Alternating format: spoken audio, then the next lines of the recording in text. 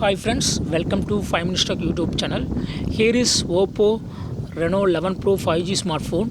In this video, you will learn how to turn off camera timer for taking photos in your phone Oppo Reno 11 Pro.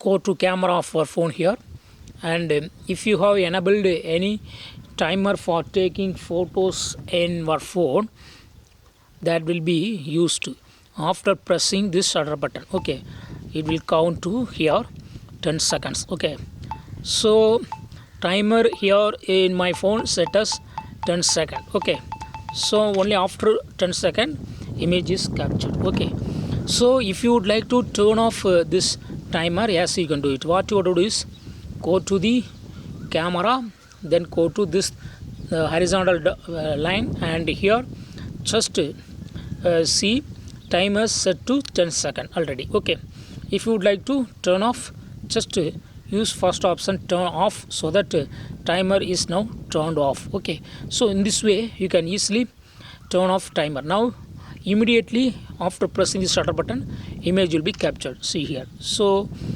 I have turned off camera timer for taking photos in my phone. That's all friends. Thanks for watching.